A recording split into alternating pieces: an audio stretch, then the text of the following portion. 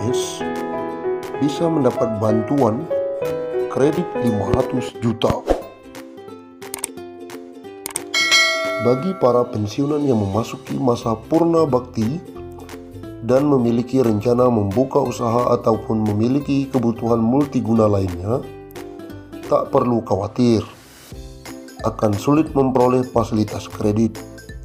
Bank BJP sebagai mitra setia para pensiunan di tanah air memiliki program kredit yang menawarkan kemudahan dan merealisasikan kebutuhan. Para pensiunan dapat memperoleh bantuan fasilitas kredit hingga maksimal 500 juta dengan tenor pengambilan hingga 15 tahun dengan memanfaatkan fasilitas BJP Kredit Purna Bakti. BJP KPB merupakan produk khusus yang dirancang oleh Bank BJP untuk memberikan kemudahan dalam memenuhi kebutuhan para pensiunan, termasuk rencana membangun dan mengembangkan usaha di hari tua. Bank BJP memberikan kesempatan seluas-luasnya kepada pensiunan untuk memanfaatkan produk BJP KPB ini. Kami mendukung penuh berbagai upaya para pensiunan untuk tetap produktif dan berkontribusi kepada lingkungan dengan pengembangan usaha, kata pimpinan Divisi Corporate Security Bank BJP Widi Hartoto. Persyaratan pengajuan BJP KPB terbilang mudah. Calon debitur akan diminta mengisi form pengajuan kredit, menyerahkan fotokopi kartu pensiun, surat nikah, kartu keluarga, pas foto suami istri ukuran 3x4 sebanyak 2 lembar, KTP dan SK asli pensiun. Pengajuan kredit dapat dilakukan hingga nominal 500 juta dengan usia maksimum debitur pada saat jatuh tempo 75 tahun.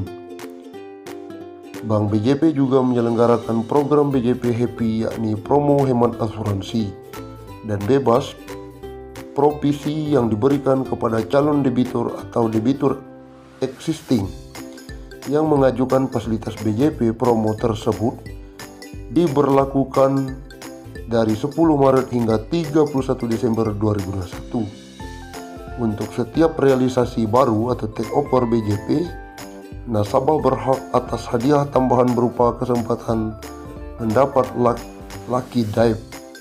Lucky Dive merupakan hadiah yang diberikan kepada 10 debitur pertama yang melakukan realisasi baru atau takeover dari bank lain selama periode program dengan hadiah antara lain sepeda lipat, TV, microwave, kulkas, kompor gas, blender, kipas angin, sembako, setrika, dispenser. Program ini untuk memberikan keberuntungan baru untuk pensiunan PNS hingga Desember 2021.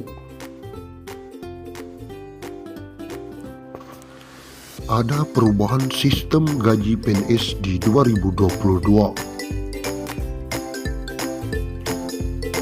Rencana kenaikan gaji pokok pegawai negeri sipil ramai diperbincangkan. Terutama sudah beberapa tahun gaji para abdi negara tidak naik. Kenaikan gaji PNS terakhir kali dilakukan pada tahun 2019 yang diumumkan langsung oleh Presiden Joko Widodo saat nota keuangan pada Agustus 2018. Artinya sudah 2 tahun gaji PNS tidak naik. Wacana kenaikan gaji ini tidak tercantum dalam dokumen kerangka ekonomi makro dan pokok-pokok kebijaksanaan fiskal tahun 2022. Menteri Keuangan Sri Mulyani Indrawati memang tidak menjelaskan secara gamblang akan kenaikan gaji pokok para abdi negara ini dalam dokumen tersebut. Sebab pengumuman tentang hal seperti ini biasanya dilakukan oleh kepala negara. Namun dalam dokumen penyusunan APBN 2022, Sri Mulyani menuliskan akan mengantisipasi perubahan sistem gaji. Ini dijabarkan sebagai komponen dalam belanja pegawai tahun depan. Kebijakan belanja pegawai tahun 2022 akan diarahkan antara lain untuk mengantisipasi perubahan sistem gaji pensiun sebagai bagian dari reformasi birokrasi. Pada tahun 2019 lalu, kenaikan gaji PNS dipukul rata 5% untuk semua abdi negara yang aktif maupun pensiunan, baik di pemerintahan pusat maupun di daerah. Saat itu, Kementerian Keuangan selaku bendahara negara pun mengaku telah menyiapkan alokasi anggaran untuk kenaikan gaji pokok tersebut sebesar 5-6 triliun. Selain itu, Sri Mulyani juga memastikan akan tetap memberikan tunjangan hari raya atau THR dan gaji ke-13 kepada abdi negara seperti tahun sebelumnya.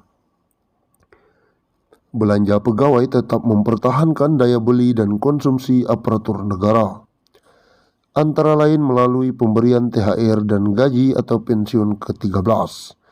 Jelas dokumen tersebut. Ini ternyata insentif yang dijanjikan Jokowi bagi para PNS. Presiden Joko Widodo atau Jokowi merencanakan adanya tambahan insentif untuk perbaikan kesejahteraan aparatur sipil negara atau ASN alias PNS, terutama yang sudah memasuki masa pensiun. Menteri Keuangan Sri Mulyani Indrawati mengatakan, fokus pertama pemerintah adalah menggencarkan reformasi pensiunan ASN TNI dan Polri, termasuk dengan ASN daerah,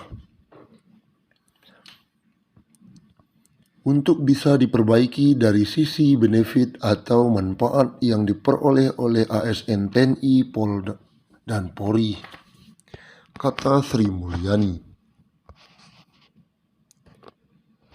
Adapun yang kedua, perubahan mekanisme penggajian pensiunan PNS.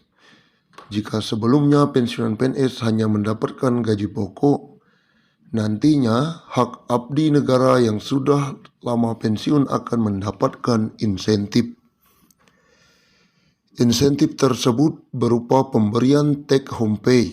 Meski demikian, mantan Direktur Pelaksana Bank Dunia itu belum merinci lebih jauh komponen apa yang akan ditambah dalam mekanisme tersebut.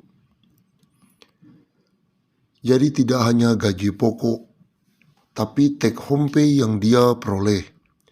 Dengan demikian dihitung berdasarkan take home pay, maka kami berharap dari